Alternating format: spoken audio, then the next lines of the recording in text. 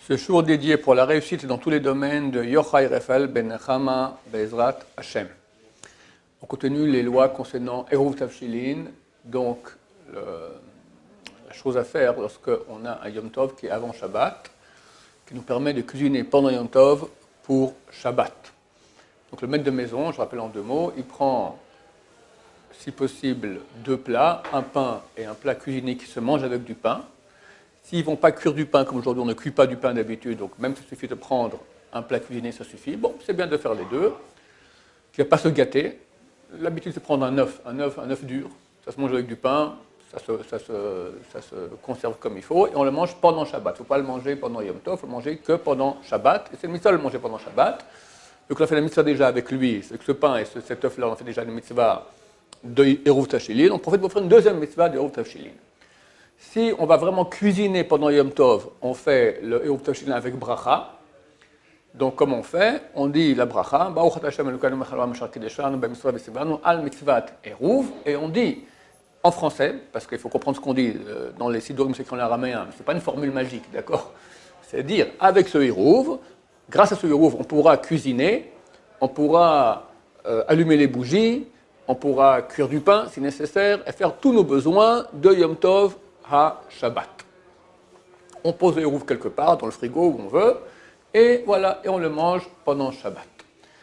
C'est bien de le tenir dans ses mains quand on fait le Eruv, c'est bien, c'est pas obligatoire, et c'est bien aussi que la femme entende, parce que c'est elle la plus concernée. C'est plus la femme qui va cuisiner que l'homme, d'accord? Donc elle est plus concernée, c'est pas obligatoire, mais c'est mieux.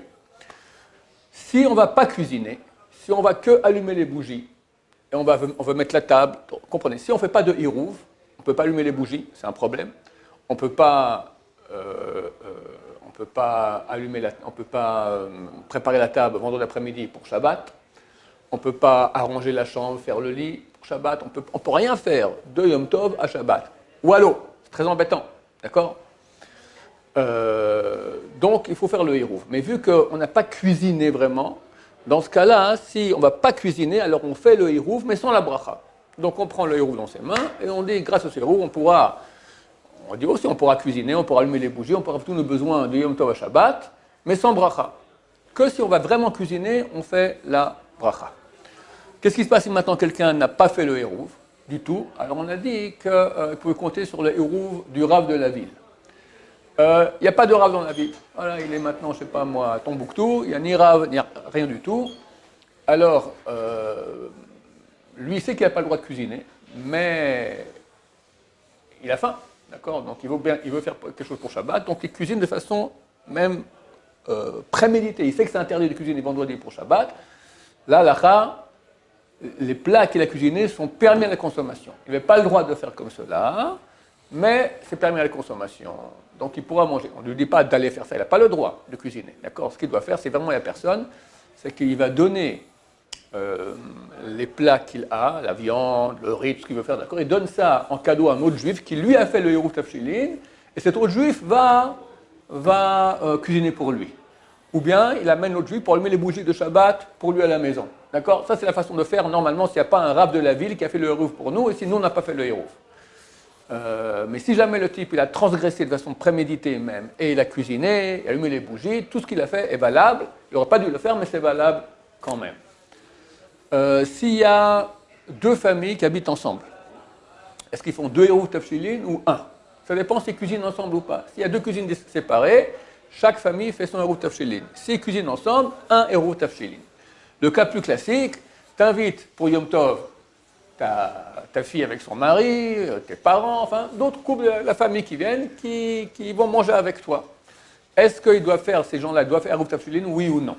S'ils rentrent dormir chez eux, alors qu'ils fassent Eruv Tavshilin, ils doivent faire. S'ils n'ont pas fait, Bediavad, c'est valable parce qu'ils ont mangé chez moi, c'est comme si moi j'ai fait Eruv Tavshilin pour eux. A priori, ils doivent faire, mais s'ils n'ont pas fait, c'est valable.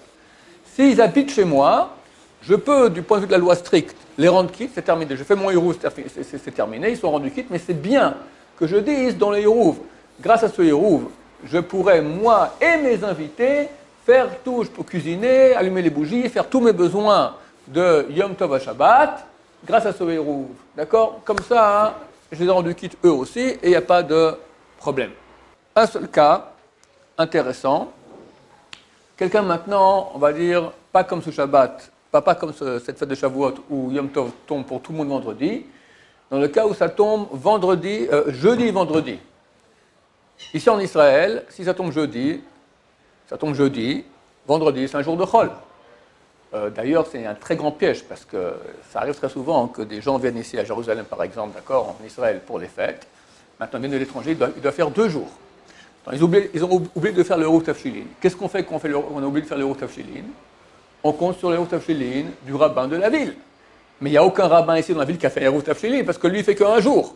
Donc, vendredi, c'est un jour Chol, donc ils vont cuisiner.